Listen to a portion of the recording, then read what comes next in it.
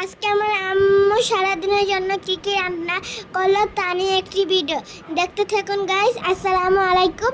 আমার আম্মু আজকে কী কী রান্না করলো দেখেন। আমার আম্মু রুই মাছ দিয়ে নতুন সিম আলু আর টমেটো দিয়ে রান্না করবে। এখন সব কিছু সাজিয়ে রেখেছে। এখানে আদা রসুন বাটা নামিয়ে রেখেছে, নতুন সিম আর আলু, তারপর কাঁচকিগুড়া মাছ আর লাল শাক ভাজি টাজি করবে। এখন আমার আম্মু এই রুই মাছটা ভাজি হয়ে গেছে। এখন এটাকে সুন্দর করে তুলে নেবে, এটা সুন্দর করে ভাজি টাজি করে এখন তুলে নিলে। এখন তেলটার ভিতরে পেঁয়াজ দিয়ে দিলাম, তারপরে কাঁচামরিচ দিয়ে একটু সুন্দর করে ভালো মতো কষিয়ে নেবে। কষিয়ে এখন একটু আদা রসুন বাটা দিয়ে দিলাম। এখন হলুদের গুঁড়া, মরিচের গুঁড়া, লবণ দিয়ে সুন্দর করে আবার একটু নাড়াচাড়া দিয়ে দিবে। এখন আমার একটু কষিয়ে আবার এখন নতুন সিম আর আলু দিয়ে আবার একটু সুন্দর করে কষিয়ে নেবে। দেখতে থাকুন গাইস।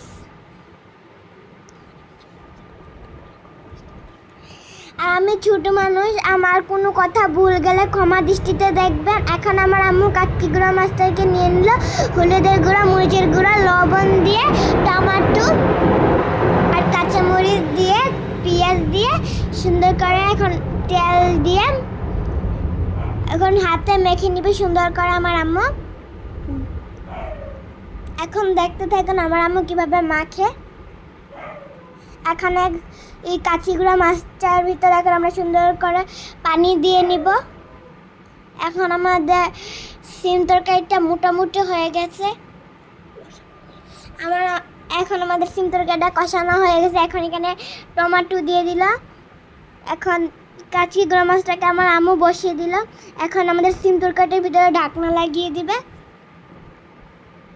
এখন সিম তরকারিটা কষানো হয়ে গেছে। এখন এখানে আবার পানি ঢেলে দিবে। পানি ঢেলে এখন আমাদের ওই যে রুই মাছগুলো ভাজা ছিল ওইগুলি দিয়ে দেবে। এখন সুন্দর করে দিয়ে এখন আমাদের কাঁচিগুড়া মাছটা হয়ে গেছে। এখানে আমরা ধনে পাতা দিয়ে আবার একটু সুন্দর করে নাড়াচাড়া দিয়ে দেব। এখন আমরা এটাকে পরিবেশন করব সুন্দর করে। দেখেন আপনাদের ঠিক দেখেন, এটা কিন্তু অনেক মজা হয়েছিল আমাদের কাঁচকিগুড়া মাছটা। আপনাদের থেকে কেমন লাগছে বলবেন। এখন আমাদের রুই মাছের নতুন সিমের তরকারিটাও হয়ে গেছে। এখন এটাকে আমরা পরিবেশন করব সুন্দর করে। এটা আমি রাত দুপুরে সব সময় খাইছি। আপনারা বলবেন এটা দেখতে কেমন লাগছে। এখানে আবার আমার আম্মু তেলের ভিতরে আবার একটু পেঁয়াজ দিয়ে দিল, কাঁচামরিচ দিয়ে, আবার এখন লবণ, আদা রসুন বাটা, চিংড়ি মাছ দিয়ে সুন্দর করে একটু নাড়াচাড়া দিয়ে দেবে। এখন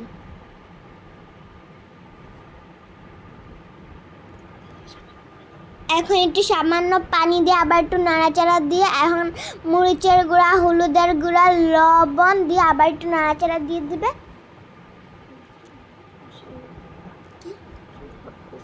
এখন আমার আম্মু সুন্দর করে কষে ঢাকনা লাগিয়ে দিল। আর আম্মু এখান দিয়ে লাল শাক আর চিংড়ি মাছ ভাজি করছে। আরেক পাশে আমার আম্মু ভাত রাঁধছে। এখন আমার আম্মু অনেক থালা বাসন হয়েছে। এখন আবার আমার আম্মু ঢাকনাটা উঠিয়ে নিলে এখন একটু নাড়াচাড়া দিয়ে দিবে আমার আম্মু।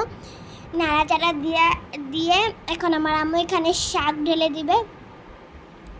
এখানে কিন্তু পানি ইউজ করা যাবে না একটু। এখন এটাকে ঢাকনা লাগিয়ে দিল আমার আম্মু। এখানে আমার আম্মুর অনেক থালা বাসন ছিল, এখানে মেজে নিবে।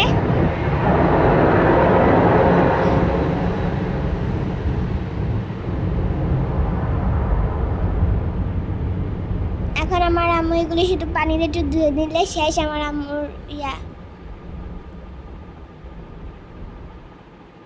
আর আমরা নতুন চ্যানেল খুলেছি, আমাদের পাশে থাকবেন, লাইক, সাবস্ক্রাইব, কমেন্ট করবেন। এখন আমার আম্মুর থালা বাসন ধোয়া শেষ। এখন আমার আম্মু পাগুরটাকে একটু মুছে নিবে, পরিষ্কার করে নিবে সুন্দর করে। রান্না বান্না শেষে আমার আম্মু পাগড়টাকে সুন্দর করে গুছিয়ে গাছিয়ে রাখে। এখন বেসিনটা একটু ধুয়ে নিল সুন্দর করে। আর আমার আম্মু আবার একটু মুছে নিল পাগড়টাকে।